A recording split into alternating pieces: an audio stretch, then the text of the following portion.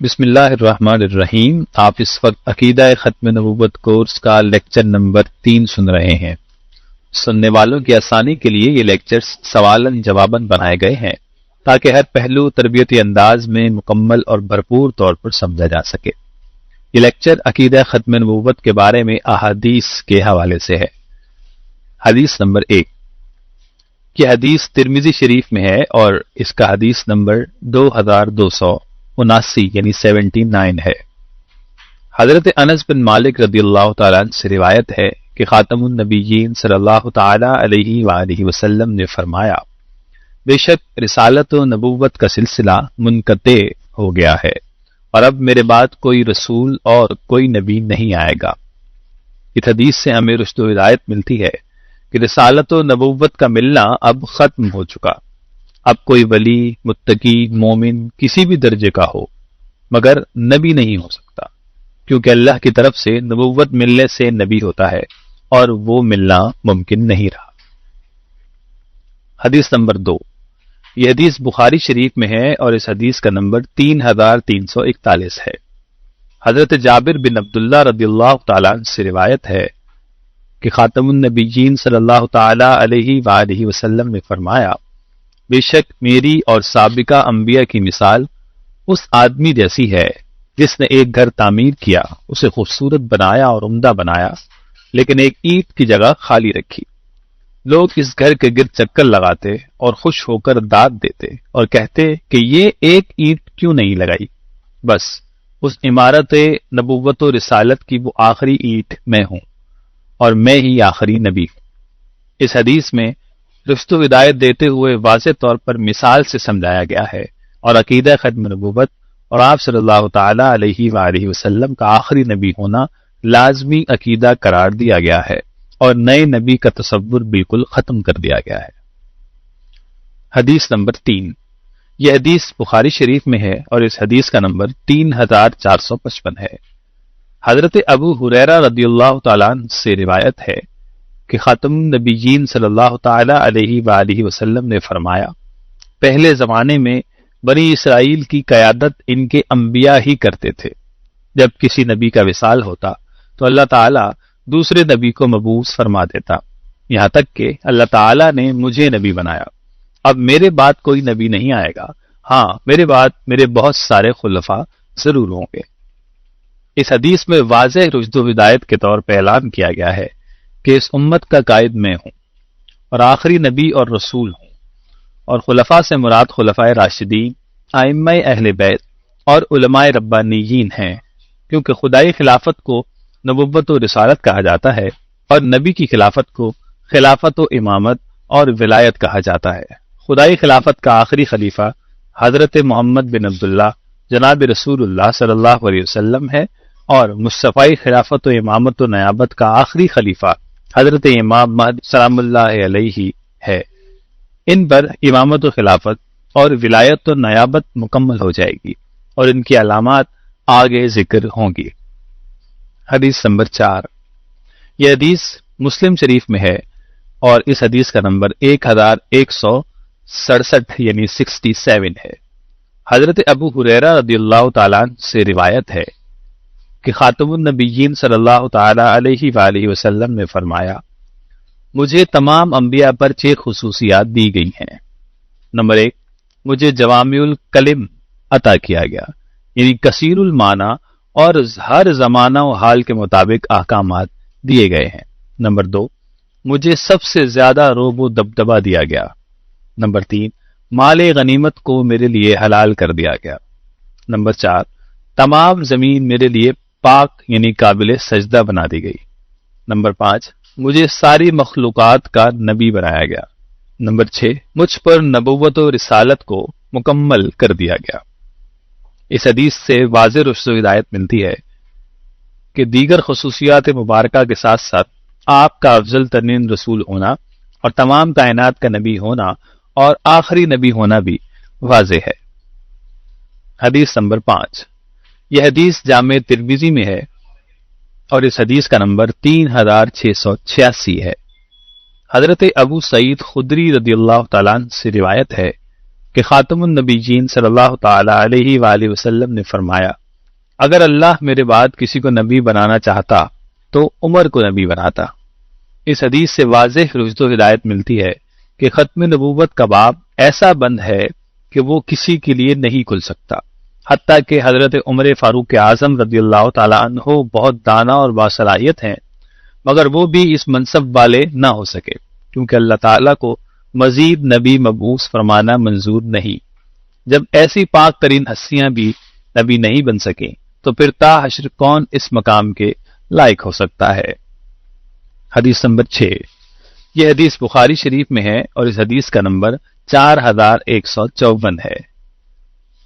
حضرت ام المؤمنین ام سلمہ رضی اللہ تعالیٰ عنہ سے روایت ہے کہ خاتم النبیین صلی اللہ تعالیٰ علیہ وآلہ وسلم نے حضرت مولا علی المرتضیٰ کو غزوہ پر جاتے ہوئے مدینہ طیبہ کا امیر مقرر کیا، تو امیر المؤمنین نے عرض کیا، یا رسول اللہ صلی اللہ علیہ وسلم، کیا اب میں بچوں اور عورتوں کا نگران بنوں؟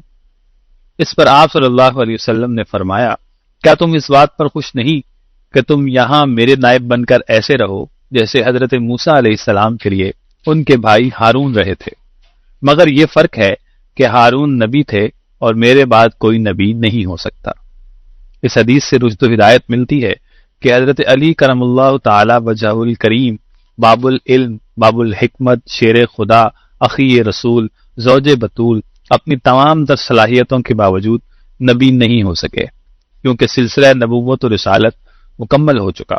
ختم نبوت کی پختگی کے لیے آپ نے حضرت علی سے نبوت کی نفی فرمائی تاکہ امت کبھی اس معاملے میں دھوکہ نہ کھا سکے۔ حدیث نمبر 7۔ یہ حدیث ترمذی شریف میں ہے اور اس کا نمبر 2219 ہے۔ حضرت ثوبان رضی اللہ تعالیٰ عنہ سے روایت ہے کہ خاتم النبیین صلی اللہ تعالی علیہ وآلہ وسلم نے فرمایا، ان قریب اس امت میں 30 جھوٹے دھوکے باز لوگ پیدا ہوں گے، ان میں سے ہر ایک نبی ہونے کا دعویٰ کرے گا، حالانکہ میں آخری نبی ہوں، میرے بعد کوئی بھی قسم کا نبی نہیں آئے گا۔ حدیث نمبر 8۔ یہ حدیث مسند احمد بن حنبل میں ہے اور اس کا نمبر 23406 ہے۔ حضرت سیدنا حذیفہ بن یمان رضی اللہ تعالیٰ عنہ رازدار رسول اللہ صلی اللہ علیہ وسلم سے مروی ہے کہ صاحب علم غیب نبی، معصوم و بے عیب نبی صلی اللہ تعالیٰ علیہ وآلہ وسلم نے فرمایا، میری امت میں بہت سارے جھوٹے نبی پیدا ہوں گے جن کی تعداد 27 کے قریب ہے، ان میں 4 تو عورتیں ہوں گی اور باقی سب مرد ہوں گے، حالانکہ میں آخری نبی ہوں اور میرے بعد کوئی بھی نیا نبی نہیں ہو سکتا۔ ان دونوں احادیث سے ہمیں رشد و ہدایت ملتی ہے کہ آپ صلی اللہ تعالی علیہ وآلہ وسلم کے بعد کوئی نبوت کا دعویٰ کرے یا ممکن جانے، وہ کذاب و دجال ہے، اور آپ صلی اللہ تعالی علیہ وآلہ وسلم کے علوم پر لاکھوں سلام اور رب کریم کی عطائے بے مثال پر جانے قربان ہو کہ حضور صلی اللہ تعالی علیہ وآلہ وسلم نے قیامت تک آنے والے جھوٹے نبیوں کی خبر بھی دے دی اور تعداد تک بتا دی، بلکہ یہاں تک بتایا کہ عورتیں کتنی ہوں گی اور مرد کتنے ہوں گے، اور عقیدہ ختم نبوت کی پاسداری اور اس سے وفاداری کی تعلیم بھی تھی، تاکہ اس عقیدے میں کبھی کسی دھوکے یا غلط فہمی کی وجہ سے کوئی نقص نہ آئے اور امت کسی جھوٹے نبی کے چال میں پھنس کر گمراہ و بددین نہ ہو۔ نیز جھوٹے نبیوں کی تعداد کسی روایت میں 30 سے زیادہ اور کسی میں 30 اور کسی میں 27 بیان ہوئی۔ اس کی وجہ یہ ہے کہ یہ محاورہ ہے، جس کا مطلب یہ ہے کہ ان کی تعداد 40 کے اندر ہوگی، اس سے زائد نہ ہوگی۔ اور ایک باطنی علم والے صاحب کرامت بزرگ نے کیا خوب فرمایا کہ اس سے مراد یہ ہو سکتا ہے کہ 27 تو کفر پر ہی مریں گے، توبہ کی توفیق نہیں ملے گی، اور کچھ کو مرنے سے پہلے توبہ نصیب ہو جائے گی اور ان کا ایمان پر خاتمہ ہوگا، اور حشر میں ان پر یہ داغ نہ ہوگا، اور کچھ کا دعویٰ پاگل پن کی وجہ سے ہوگا یا ان کے بارے میں غلط مشہور ہو جائے گا اور وہ اس کی نفی ثابت کر دیں گے، مگر چونکہ یہ دعویٰ کفر ہے تو ہر ایسے مدعی سے خبردار کر دیا گیا، اور واقعی اب تک کچھ لوگ دعوے کے بعد توبہ بھی کر چکے ہیں اور بعض اپنے دعوے کی نفی کر چکے ہیں جو ان کے بارے میں مشہور ہو گیا تھا۔ حدیث نمبر 9۔ یہ حدیث مسلم شریف میں ہے اور اس حدیث کا نمبر 1394 ہے۔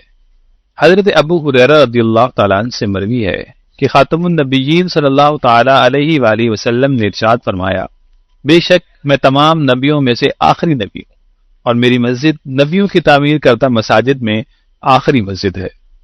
اس حدیث سے ہمیں رشد و ہدایت ملتی ہے کہ آپ صلی اللہ تعالیٰ علیہ وآلہ وسلم پر نبوت و رسالت کا سلسلہ مکمل ہو چکا اور آپ صلی اللہ علیہ وسلم کے بعد کوئی کسی قسم کا نبی نہیں آئے گا، اور آپ صلی اللہ تعالیٰ علیہ وآلہ وسلم کی تعمیر کردہ مسجد نبوی بھی کسی نبی کے ہاتھوں سے تعمیر ہونے والی آخری مسجد ہے۔ اس کے بعد کسی مسجد کو یہ شرف نہیں ملے گا کہ اسے کوئی نبی تعمیر کرے، کیونکہ نبوت ختم ہو چکی۔ حدیث نمبر 10، یہ حدیث مسند احمد میں ہے اور اس حدیث کا نمبر 21618 ہے۔ حضرت زید بن ثابت رضی اللہ تعالیٰ عنہ فرماتے ہیں کہ خاتم النبیین صلی اللہ تعالیٰ علیہ وآلہ وسلم نے ارشاد فرمایا، بے شک میں تم میں دو مضبوط چیزیں چھوڑ کر جا رہا ہوں، ایک اللہ کی کتاب جو کہ زمین و آسمان کے درمیان ایک مضبوط رسی کی طرح ہے، اور دوسری میری اہل بیت، اور بے شک یہ دونوں اکٹھی ہی بروز محشر حوض کوثر پر میرے پاس آئیں گی اور یہ اس وقت تک کبھی جدا نہیں ہوں گی۔ اس حدیث سے ہمیں رشد و ہدایت ملتی ہے کہ قرآن پاک اور اہل بیت کی رہنمائی اس امت کے لیے حشر تک دائم و قائم رہے گی، کبھی بھی ختم نہ ہوگی اور نہ ہی جدا ہوگی۔ اگر کسی نئے نبی یا نئی امت یا نئی وحی آنے کا امکان ہوتا تو ضرور اس سے قرآن اور اہل بیت کی رہنمائی منسوخ ہو جاتی اور وہ نیا نبی ہی رہنما بنتا، کیونکہ کسی نئے نبی کی موجودگی میں کوئی غیر نبی کیسے امت کا رہنما ہو سکتا ہے۔ لہذا آپ صلی اللہ تعالیٰ علیہ وآلہ وسلم نے کتاب اللہ اور اپنی آل کو اس امت کا کامل و اکمل رہنما مقرر فرما کر اپنی ختم نبوت کی تعلیم بھی دی اور اس کے یقینی تحفظ کے لیے مضبوط بند بھی باندھ دیا۔ حدیث نمبر 11، یہ حدیث ترمذی شریف میں ہے اور اس کا نمبر 3638 ہے۔ حضرت مولا علی المرتضی باب علم مصطفیٰ کرم اللہ تعالی وجہہ الکریم روایت کرتے ہیں کہ حضور اکرم صلی اللہ تعالی علیہ وآلہ وسلم کی دونوں شانوں کے درمیان مہر نبوت تھی جس میں لکھا ہوا تھا یہ آخری نبی ہے۔ اس حدیث سے ہمیں رشد و ہدایت ملتی ہے، کلام الہی اور زبان مصطفیٰ اور زبان انبیاء سے عقیدہ ختم نبوت بیان ہوا اور آپ صلی اللہ علیہ وسلم کی پشت پر مہر نبوت اللہ تعالی نے لگائی جو آپ کی رسالت و نبوت اور عقیدہ ختم نبوت پر خدائی تصدیق اور گواہی تھی۔ حدیث نمبر 12، یہ حدیث المعجم الاوسط اور مستدرک للحاکم میں مختلف الفاظ کے ساتھ آئی ہے۔ المعجم الاوسط میں اس کی رقم 6502 ہے اور مستدرک میں اس کی رقم 4228 ہے۔ حضرت امیر المؤمنین عمر فاروق اعظم رضی اللہ تعالیٰ عنہ سے روایت ہے کہ خاتم النبیین صلی اللہ تعالیٰ علیہ وآلہ وسلم نے فرمایا، جب اللہ تعالیٰ نے حضرت آدم علیہ السلام کی دعا قبول فرمائی تو پوچھا کہ تو نے میرے حبیب محمد صلی اللہ علیہ وسلم کا وسیلہ کیسے پیش کیا؟ عرض کی، میں نے پیدا ہوتے ہی سر اٹھا کر جب دیکھا تھا تو مجھے عرش کے پایوں پر یہ لکھا نظر آیا تھا، لا الہ الا اللہ محمد الرسول اللہ، تو میں نے جان لیا کہ ضرور یہ تیرے حبیب و محبوب کا ہی نام ہے جو تیرے نام کے ساتھ جڑا ہوا ہے۔ اللہ تعالیٰ نے فرمایا، تو نے سچ کہا، وہ مجھے ساری مخلوق سے زیادہ محبوب ہے اور تجھے اس ہی کے وسیلے سے قبولیت ملی۔ یاد رکھ اے آدم، اگر محمد نہ ہوتے تو میں تجھے بھی نہ بناتا اور وہ تیری اولاد میں سے سب سے آخری نبی ہوں گے۔ اس حدیث میں واضح رشد و ہدایت ہے کہ اللہ تعالیٰ نے آپ صلی اللہ علیہ وسلم پر نبوت ختم کرنے اور آپ کو آخری نبی بنانے کا فیصلہ پہلے ہی کیا ہوا تھا اور یہ عقیدہ ختم نبوت حضرت آدم علیہ السلام کو بھی سکھایا گیا تھا۔ حدیث نمبر 13، یہ حدیث المعجم الصغیر للطبرانی میں ہے اور اس کا نمبر 554 ہے۔ یہ بہت طویل حدیث ہے، اس کو مختصراً یہاں بیان کیا گیا ہے۔ امیر المؤمنین حضرت عمر فاروق اعظم رضی اللہ تعالیٰ عنہ سے روایت ہے کہ مصطفیٰ جان رحمت صلی اللہ علیہ وسلم مجمع اصحاب میں تشریف فرما تھے۔ اس دوران قبیلہ بنی سلیم کا ایک آدمی دیہاتی حاضر ہوا اور ایک گو شکار کر کے لایا۔ کہنے لگا، اگر یہ گو آپ کے نبی ہونے کی گواہی دے تو میں آپ پر ایمان لے آؤں گا۔ آپ صلی اللہ علیہ وسلم نے اس گوہ کو آواز دی تو اس نے لبیک کہا اور بہت صاف عربی زبان میں جواب دیا۔ حضور صلی اللہ علیہ وسلم نے پوچھا تیرا معبود کون ہے؟ تو اس گوہ نے کہا کائنات کا مالک و خالق اللہ ہی میرا معبود ہے۔ پھر پوچھا میں کون ہوں؟ تو اس نے کہا آپ صلی اللہ علیہ وسلم اللہ کے سچے اور آخری رسول و نبی ہے۔ جو آپ کا فرما بردار ہوا وہ ضرور کامیاب ہوا، اور جو آپ کو نہ پہچان سکا وہی نامراد و ذلیل ہوا۔ اس پر وہ شخص ایمان لے آیا اور سچے دل سے مومن ہو کر صحابی بن گیا۔ اس حدیث کو حضرت علی باب علم مصطفیٰ اور سیدہ عائشہ صدیقہ رضی اللہ تعالیٰ عنہم نے بھی روایت کیا ہے۔ اس حدیث سے ہمیں رشد و ہدایت ملی کہ جانوروں تک کو یہ علم تھا کہ آپ صلی اللہ علیہ وسلم اللہ کے آخری نبی ہیں، اور یہ عقیدہ اتنا ضروری و لازمی ہے کہ اللہ تعالیٰ نے جانوروں کو بھی حفظ کروا دیا تھا۔ اس عقیدے کو غیر ضروری سمجھنا یا اس کا منکر ہو جانا جانوروں سے بھی بدتر ہونے کے برابر ہے۔ اللہ تعالیٰ سے دعا ہے کہ ہمیں ہماری آنے والی تمام نسلوں کو اس فتنے کے سائے سے بھی بچا کے رکھے، اور حضور اکرم صلی اللہ تعالی علیہ وآلہ وسلم کو مرتے دم تک آخری نبی ماننے کی توفیق اور عقیدہ نصیب فرمائے، آمین۔